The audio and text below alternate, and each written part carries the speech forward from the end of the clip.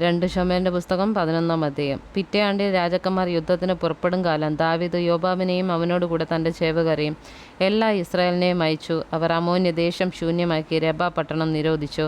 ദാവീദോ യെരൂശലേമിൽ തന്നെ താമസിച്ചിരുന്നു. ഒരു നാൾ സന്ധ്യയാകാറായ സമയത്ത് ദാവീദ് മെത്തയിൽ നിന്ന് എഴുന്നേറ്റ് രാജധാനിയുടെ മാളികമേൽ ഉലാവിക്കൊണ്ടിരിക്കുമ്പോൾ ഒരു സ്ത്രീ കുളിക്കുന്നത് മാളികയിൽ നിന്ന് കണ്ടു. ആ സ്ത്രീ അതിസുന്ദരിയായിരുന്നു. ദാവീദ് ആളയച്ച് ആ സ്ത്രീയെപ്പറ്റി അന്വേഷിച്ചു. അവൾ ഏലിയാമിൻ്റെ മകളും ഹിത്യനായ ഊരിയാവിൻ്റെ ഭാര്യയുമായ ബത്ശേബ എന്നറിഞ്ഞു. ദാവീദ് ദൂതന്മാരെ അയച്ച് അവളെ വരുത്തി. അവൾ അവൻ്റെ അടുക്കൽ വന്ന് അവൾക്ക് ഋതുശുദ്ധി വരുന്നിരുന്നത് കൊണ്ട് അവൻ അവളോടുകൂടെ ശയിച്ചു. അവൾ തൻ്റെ വീട്ടിലേക്ക് മടങ്ങിപ്പോയി. ആ സ്ത്രീ ഗർഭം ധരിച്ചു. താൻ ഗർഭിണിയായിരിക്കുന്നെന്ന് ദാവീദിന് വർത്തമാനം അയച്ചു. അപ്പോൾ ദാവീദ് ഹിത്യനായ ഊരിയാവെ തൻ്റെ അടുക്കൽ അയപ്പാൻ യോവാബിന് കൽപ്പന അയച്ചു. ഊരിയാവ് തൻ്റെ അടുക്കൽ വന്നപ്പോൾ ദാവീദ് അവനോട് യോവാബിൻ്റെയും പടജ്ജനത്തിന് സുഖവർത്തമാനവും യുദ്ധത്തിൻ്റെ വസ്തുതയും ചോദിച്ചു. പിന്നെ ദാവീദ് ഊരിയാവോട്, നീ വീട്ടിൽ ചെന്ന് കാലുകളെ കഴുകുക എന്ന് പറഞ്ഞു. ഊരിയാവ് രാജധാനിയിൽ നിന്ന് പുറപ്പെട്ടപ്പോൾ രാജാവിൻ്റെ സമ്മാനം അവൻ്റെ പിന്നാലെ ചെന്നു. ഊരിയാവ് തൻ്റെ വീട്ടിൽ പോകാതെ യജമാനൻ്റെ സകല ഭൃത്യന്മാരോടും കൂടെ രാജധാനിയുടെ വാതിൽക്കൽ കിടന്നുറങ്ങി.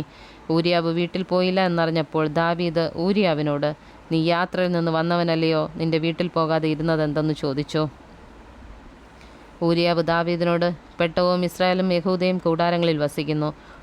എൻ്റെ യജമാനായ യോവാബും യജമാൻ്റെ ഭൃത്യന്മാരും വെളിമ്പ്രദേശത്ത് പാളയം ഇറങ്ങിക്കിടക്കുന്നു. അങ്ങനെ ഇരിക്കെ ഞാൻ ഭക്ഷിപ്പാനും കുടിപ്പാനും എൻ്റെ ഭാര്യയോടുകൂടെ ശയിപ്പാനും എൻ്റെ വീട്ടിൽ കടക്കുമോ? നിന്നാണോ നിൻ്റെ ജീവനാണോ അത് ഞാൻ ചെയ്യുകയില്ലെന്ന് പറഞ്ഞു. അപ്പോൾ ദാവീദ് ഊരിയാവിനോട്, നീ ഇന്ന് ഇവിടെ താമസിക്കുക, നാളെ ഞാൻ നിന്നെ പറഞ്ഞയക്കുമെന്ന് പറഞ്ഞു.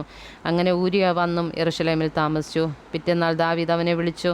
അവൻ അവൻ്റെ മുമ്പാകെ ഭക്ഷിച്ചു പാനം ചെയ്തു. അവനെ ലഹരി പിടിപ്പിച്ചു. എങ്കിലും അവൻ വീട്ടിലേക്ക് പോകാതെ സന്ധ്യയ്ക്ക് ചെന്ന് യജമാനൻ്റെ ഭൃത്യന്മാരോടുകൂടെ തൻ്റെ വിരിപ്പിൽ കിടന്നു. രാവിലെ ദാവീദ് യോവാബിനൊരു എഴുത്തെഴുതി ഊരിയാവിൻ്റെ കയ്യിൽ കൊടുത്തയച്ചു. എഴുത്തിൽ പട കഠിനമായിരിക്കുന്നിടത്ത് ഊരിയാവെ മുന്നണിയിൽ നിർത്തി അവൻ വെട്ടുകൊണ്ട് മരിക്കത്തക്കവണ്ണം അവനെ വിട്ട് പിന്മാറുവിനെന്ന് എഴുതിയിരുന്നു. അങ്ങനെ തന്നെ യോവാബ് ആ പട്ടണത്തെ സൂക്ഷിച്ചു നോക്കിയിട്ട് ശൂരന്മാർ നിൽക്കുന്നതായി കണ്ട സ്ഥലത്ത് ഊരിയാവെ നിർത്തി. പട്ടണക്കാർ പുറപ്പെട്ട് യോവാബിനോട് പടവെട്ടിയപ്പോൾ ദാവീദിൻ്റെ ചേവകരായ പടജനത്തിൽ ചിലർ പട്ടുപോയി. ഹിത്യനായ ഊരിയാവും മരിച്ചു.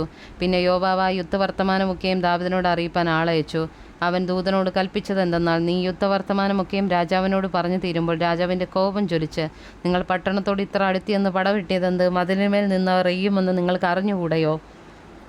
യെരുബ്ബേശത്തിൻ്റെ മകനായ അബീമേലെക്കിനെ കൊന്നതാർ? ഒരു സ്ത്രീ മതിലിന്മേൽ നിന്ന് തിരികല്ലിൻ പിള്ള അവൻ്റെ മേൽ ഇട്ടതുകൊണ്ടല്ലയോ അവൻ തേബസിൽ വെച്ച് മരിച്ചത്? നിങ്ങൾ മതിലിനോട് ഇത്ര അടുത്ത് ചെന്നത് എന്തെന്നിങ്ങനെ അവൻ നിന്നോട് പറഞ്ഞാൽ, നിന്റെ ഭൃത്യൻ ഹിത്യനായ ഊരിയാവ് മരിച്ചുപോയി എന്ന് പറക. ദൂതൻ ചെന്ന് യോവാബ് പറഞ്ഞയച്ച വർത്തമാനമൊക്കെയും ദാവീദിനെ അറിയിച്ചു. ദൂതൻ ദാവീദിനോട് പറഞ്ഞതെന്തെന്നാൽ, ആ കൂട്ടർ പ്രാബല്യം പ്രാപിച്ച് വെളിമ്പ്രദേശത്ത് ഞങ്ങളുടെ നേരെ പുറപ്പെട്ടു വന്നതിനാൽ ഞങ്ങൾ പട്ടണവാതിൽക്കലോളം അവരെ പിന്തുടർന്ന് അടുത്തുപോയി. അപ്പോൾ വില്ലാളികൾ മതിൽമേൽ നിന്ന് നിന്റെ ചേവകരെ എയ്തു. രാജാവിൻ്റെ ചേവകരിൽ ചിലർ പട്ടുപോയി. നിന്റെ ഭൃത്യൻ ഹിത്യനായ ഊരിയാവും മരിച്ചു.